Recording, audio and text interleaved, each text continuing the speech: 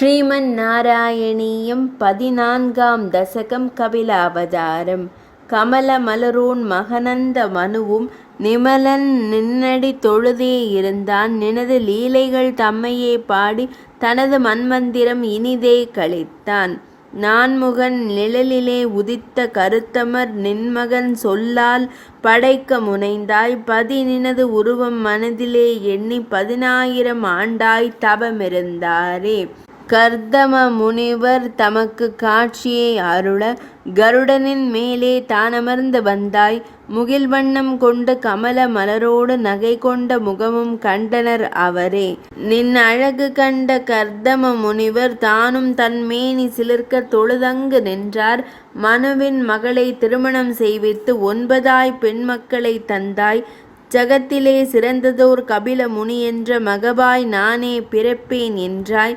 அறுதியிட்டு நீயே அவரிடம் உரைத்தாய். உறுதியாய் நீவீர் முக்தியை அடைவீர். உந்தினாய் நீயே நாரத முனிவனை உந்தியிற் பிறந்தோன் மகனவன் சென்று மனுவிடம் உனது சிந்தையை உரைக்க மனைவி மகளுடன் சடுதியில் வந்தான்.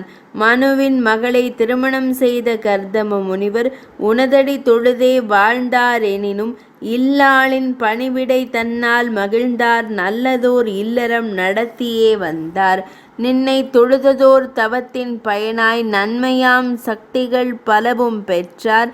பெண்ணவள் மனம் கவர் விமானம் கொண்டு விண்ணவர் மங்கையரோடு வலம் வந்தார். கழிந்தன 100 ஆண்டுகள் தாமே. எழில்மிகு பெண்கள் 9 பிறக்க துறவரம் தன்னை உள்ளம் நாடியும் சிறந்ததோர் முனிவன் கபிலன் தோன்றிட இல்லறம் தன்னை தொடர நினைந்தார். இல்லாள் தன்னுடன் வாழவே முனைந்தார்.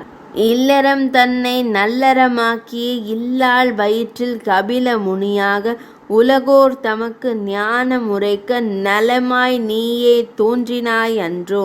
கடமைகள் 3 முடித்த பின் ஞானி உடைமைகள் துறந்து கானகம் சென்றார்.